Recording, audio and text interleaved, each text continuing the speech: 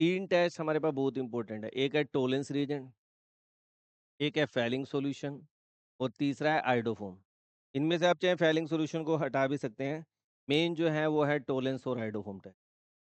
और बिल्कुल सिंपल सी चीज़ याद करनी है आपको, एक बेसिक रिएक्शन याद करनी है कि RCHO प्लस टोलेंस रिएजेंट क्या होता है, 2Ag NH3 का twice positive plus 3OH negative gives RCOO negative plus 2Ag plus 4 ammonia और plus 2H2O।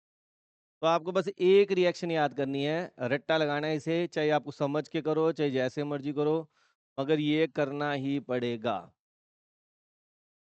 Tollens reagent test very very very important. कोई भी एल्डिहाइड आ जाए, it may be aliphatic, it may be aromatic, कोई भी aldehyde आ जाए और उसकी डिस्टिंग्विश किसी अदर कंपाउंड के साथ आ रही है, एसीटोन के साथ आ रही है, कार्बोक्सिलिक एसिड के साथ आ रही है, अमीन के साथ आ रही है, अल्कोहल के साथ आ रही है, किसी के साथ भी आ जाए, उठा के आपने टोलेंस रिएजेंट टेस्ट लगा दें। मगर कभी भी 2 एल्डिहाइड आ जाएं तो वहां पे आयोडोफो टोलेंस रिएजेंट टेस्ट नहीं। समझ गए? अब यूज कैसे करना है, मान लो आपको पेपर में, अच्छा पेपर में कई बार बच्चे ये लिख देते हैं टोलेंस रिएजेंट शो करेगा ही नहीं करेगा, इसकी कोई नंबर नहीं है, मैं 10 बार बता चुका हूँ। कैसे करना है पेपर में आएगा, how will you distinguish acetaldehyde and acetone. अच्छा, तो करना क्या बेटा, अब ये पेपर में मुझे डिस्टिंग्विश आ गया, अब मैं क्या करने जा रहा हूँ, ध्यान से देखो। अगर आपने ये रिएक्शन रट्टा लगा ली, कुछ नहीं करना, बस इस आर को हटाना है और कुछ भी चेंज नहीं करना। आपने हमेशा ये रिएक्शन लिखनी है, आर की जगह क्या कर दोगे, जो यहाँ दे रखा है,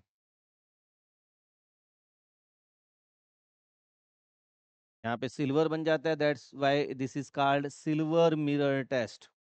इसलिए हम इसको क्या बोल देते हैं, silver mirror test, silver mirror test ही बोल। अब आप में से कोई बच्चा है, सर मेरे को मान लो इतनी रिएक्शन याद ना रहे तो मैं क्या करूं, ये लिखना कंपल्शन है। आप चाहे ये मत लिखो चाहे ये मत लिखो, यानी ये रिएक्शन करके अगर इतना भी लिख देते हो तब भी नंबर मिल जाता।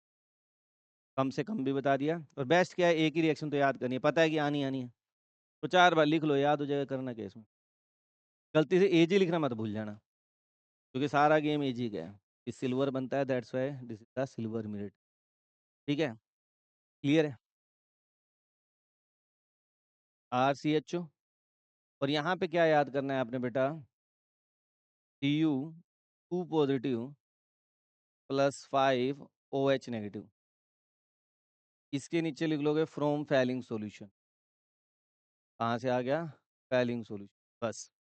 अब RCHO की जगह क्या आ जाएगा, RCO नेगेटिव, सेम वही, कुछ भी चेंज नहीं है।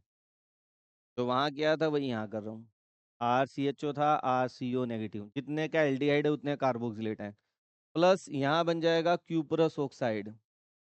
रेड कलर के PPT आएंगे, लिखना कंपलसरी है, बाकी ये चाहिए ना लिखो। और प्लस क्या हो जाएगा बेटा आपके पास, तो H2O, कितने H2 आ जाएगा, 3H। अब इफेलिंग सॉल्यूशन क्या हर जगह लगता है, अगला क्वेश्चन, नहीं हर जगह नहीं लिखता, only for aliphatic, aliphatic aldehyde.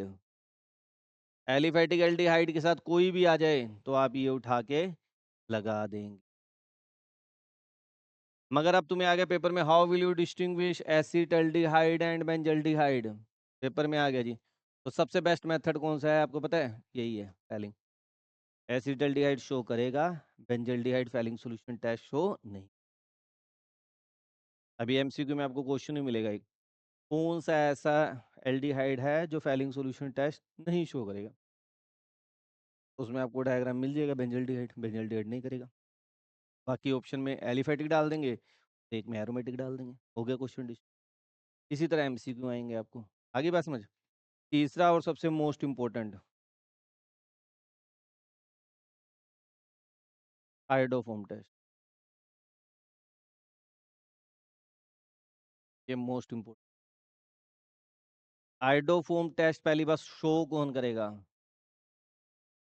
जिसके पास CH3 और CH3CHOH ग्रुप, जिन भी कंपाउंड ऑर्गेनिक कंपाउंड के टर्मिनल साइड पर ये 2 ग्रुप आपको दिख गए हैं, वो आयोडोफोम टेस्ट शो करेगा। इतना से याद कर। अब इसमें रिएक्शन क्या याद करनी मेन। अब यहाँ पे रिएक्शन थोड़ी सी हट के है। अब किसी बच्चे को, एक एवरेज बच्चा, सर हमें तो 70-80 तक चाहिए, ज़्यादा चाहिए नहीं में, तो हमारे पेपर्स को हम जैसे बच्चे कैसे करें वो बता दो। तो उनको बस इतना करना है कि जो भी कंपाउंड आयोडोफोम टेस्ट शो कर रहा है, मान लो एसीटोन है, तो बस इतना याद कर लें। क्या? Iodine plus NaOH, Q CHI3, yellow PPT, और नीचे लिख दो आयोडोफोम। बस इतना लिख दोगे,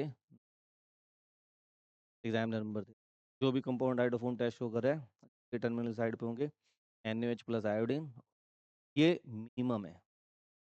अब किसी का सर हम तो बेस्ट करना है, कोई भी एग्जामिनर नंबर ना काट सके, फिर आपको थोड़ी सी मेहनत ज़्यादा करनी। मगर मैं कहता हूँ कि इतना भी अगर बच्चा लिख के आता है ना, तो कोई एग्जामिनर नंबर नंबर नहीं काटता, ठीक है ना। जैसे मैं खुद की बात करूँ, जब मैं चेकिंग करता हूँ तो मैं इस चीज़ के नंबर नहीं, बच्चे ने इतना लिख दिया सफिशिएंट। मगर फिर भी अलग अलग टीचर्स होते हैं, कोई केंद्रीय विद्यालय KVS को बड़े पैटर्न से चलते हैं लोग, वहाँ पे अगर आ जाए तो अल्कोहल के लिए अलग सिस्टम है। मान लो CH3CH2OH आ गया, अल्कोहल के केस में आपको 2 स्टेप रिएक्शन याद करनी है। एल्डिहाइड और कीटोन के केस में केवल एक ही स्टेप याद करनी है। अगर अल्कोहल आ गया तो अल्कोहल में पहले स्टेप में हम NaOI, ये कहाँ से आया? NaOH और आयोडीन से। तो क्या हो जाएगा, ये पहले कन्वर्ट होगा एल्डिहाइड में, CH3CHO प्लस NaI। यहाँ पे याद रखना, पहले स्टेप में क्या होता है, जब हम सोडियम हाइपोआयोडाइड के साथ रिएक्शन कराते हैं अल्कोहल की, तो वो एल्डिहाइड में कन्वर्ट कर देगा। प्राइमरी अल्कोहल है तो एल्डिहाइड में, कैंडी अल्कोहल है तो कीटोन बना देगा। ये ध्यान रखना, जो जो बातें बोल रहा हूँ इनको भी नोट करते रहना। अगर प्राइमरी अल्कोहल है तो एल्डिहाइड बनेगा, और सेकेंडरी अल्कोहल है तो क्या बन जाएगा? कीटोन। तो जो ये और NaI बन जाएगा, और प्लस क्या बन जाएगा? H2O। अब जो ये अल्कोहल एल्डिहाइड बन गया, CH3C डबल बॉन्ड OH, अब इसमें 3 मोल डालोगे NaOI। पहला स्टेप होता है आयोडीनेशन, पहला स्टेप होता है ऑक्सीडेशन, दूसरा स्टेप होता है आयोडीनेशन। अब ये क्या करेगा, जो अल्काइल ग्रुप है यहाँ पे, इसको कन्वर्ट कर देगा आयोडोफॉर्म में, CHI3। कितने कार्बन बच गए? एक कार्बन का सोडियम का फॉर्मेट, और 2 NaOH। ये आपकी कंप्लीट। कोई भी आपके नंबर यहाँ पे काट नहीं सकता, येलो प्रेसिपिटेट बन जाएंगे आयोडोफॉर्म।